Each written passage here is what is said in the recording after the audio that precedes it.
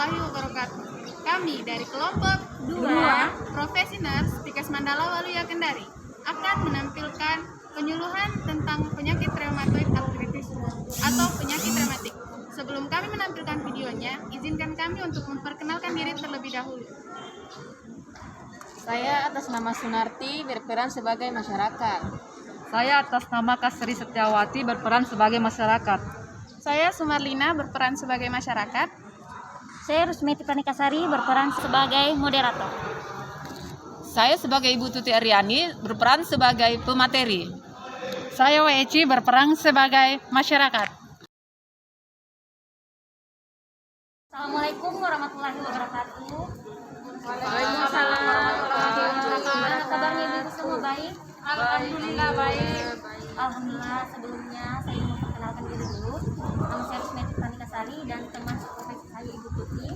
Kami dari mahasiswa profesional Sekolah Tinggi Ilmu Kesehatan Mandala Waluya Kendari ingin memberikan penyuluhan kepada ibu-ibu semua tentang apa itu rematik, apa penyebab rematik dan apa saja yang mencegah untuk tidak terjadinya rematik itu. Sebelum lanjut ke penyuluhan, saya ingin membagikan media penyuluhan kita itu yaitu leaflet. Saya membagikan satu persatu kepada ibu semua.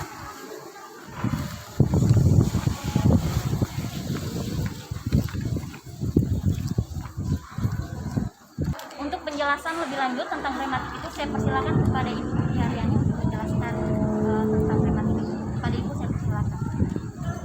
Bismillahirrahmanirrahim. Terima kasih atas kesempatan kepada saya untuk memberikan penyuluhan tentang apa itu rematik.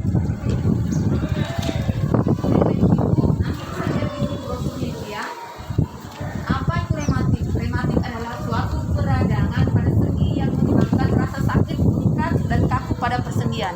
Jadi itu ibu ya, sendi, misalkan sendi ini tiba-tiba bengkak, terus kaku, itu sudah termasuk rematik ya, sakit rematik.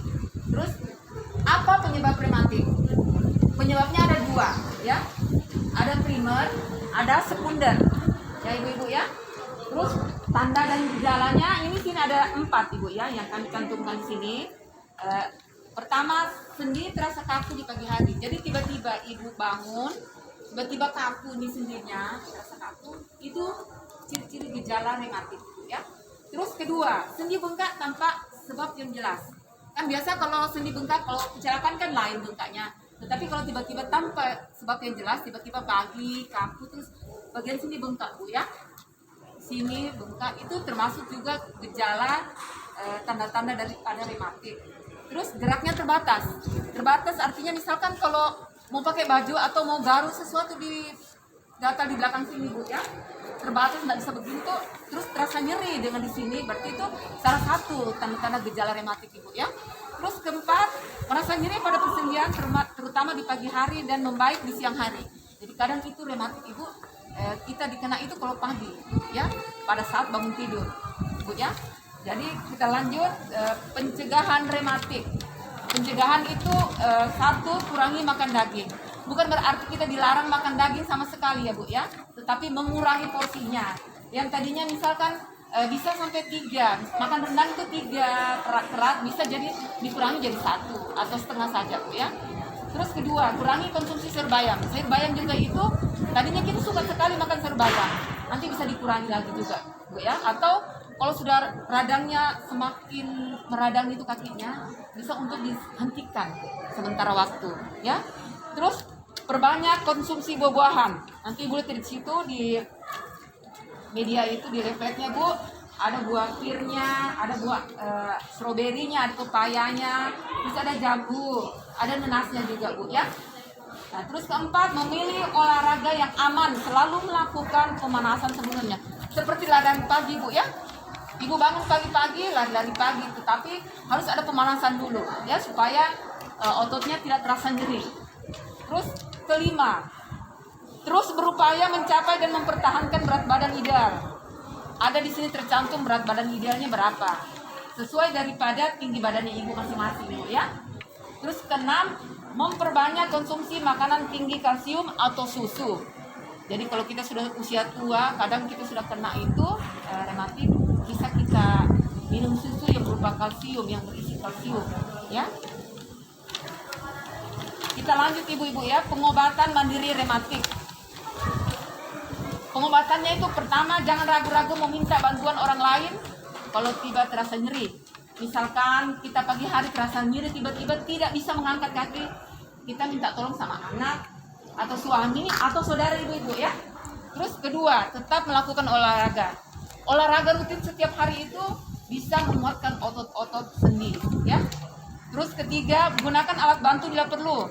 Jika usia lanjut itu Bu, bisa kalau tiba-tiba bengkak ini bisa pakai tongkat ya, salah satu alat bantu. Terus keempat, istirahat yang cukup. Kenapa? Karena menurut para peneliti menganjurkan jika kita tidur yang cukup dapat mencegah kelelahan dan rasa nyeri. Kelima, makan makanan yang sehat, walaupun tidak mahal tetapi sehat. Terus keenam, terapi panas dan dingin. Terapi panas dan dingin dianjurkan untuk menghilangkan nyeri dan meningkatkan mobilitas sementara pada sendi yang kaku. Terus ketujuh, konsultasikan penyakit rematik Anda dengan dokter ahli reumatologi. Artinya kalau radangnya sudah sangat mengganggu, sangat meradang kakinya itu, sendi-sendinya, dan tidak bisa jalan, alangkah bagusnya kita ke dokter yang ahlinya. Ya Bu ya, demikianlah Ibu penyuluhan saya tentang rematik. Jadi saya kembalikan kepada Ibu Rumesti sebagai moderator. Terima kasih ya. Itulah tadi penjelasan tentang rematik. Jadi saya kembalikan kepada ibu semua. Apakah ada yang ingin ditanyakan atau ada keluhan tersendiri dari ibu sekalian yang ingin ditanyakan? Jadi saya persilakan. Ya, silakan. Tadi di penjelasannya kan ada penyebab dua Bu, primer dengan sekunder. Apa perbedaannya primer dengan sekunder Bu? Terima kasih banyak Ibu Ketut. Penyebab primer itu artinya penyebab dari keturunan atau genetik Ibu ya. Maksudnya dari misalkan kakeknya Ibu Ketut itu pernah rematik terus turun sama ayahnya. Bisa saja juga turun sama Ibu Ketut sendiri. Terus di situ juga ada ketidakseimbangan hormon. Terus kedua, sekunder itu mengkonsumsi makanan tinggi purin, obat-obatan dan alkohol. Biasanya ini kalau itu sudah tua, orang tua itu sering rajin sekali minum obat Ibu. Sakit sedikit obat. Terus bagi laki-laki yang suka atau perempuan yang suka minum alkohol, ya. Demikian Ibu ya. Terima kasih Bu. Jadi itulah tadi penjelasan tentang pertanyaan dari Ibu Mentut. Ya. Saya persilakan kepada ibu-ibu yang lainnya lagi jika ada keluhan atau yang ingin ditanyakan lagi tentang rematik. Oh iya, silakan Bu. Di sini kan Bu di pencegahan rematik kurangi mengkonsumsi sayur bayam. Apakah cuma sayur bayam saja yang dilarang untuk kita konsumsi atau sayur-sayuran lain juga Bu? Kalau dari peneliti itu Ibu ya, selain dari sayur bayam itu kacang-kacangan ya, karena kacang-kacangan juga itu saking enaknya kita makan terlupa biasa kacangan makan sedikit.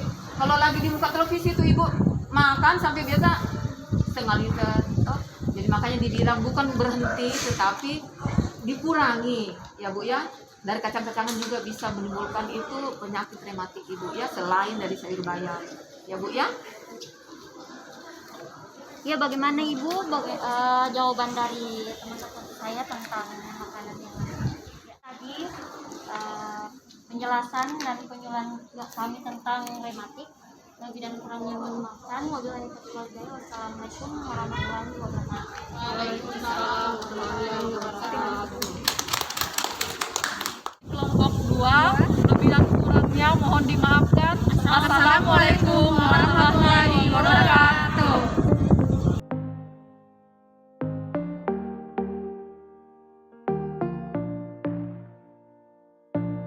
Setiap saat, setiap waktu, keringat basahi tubuh.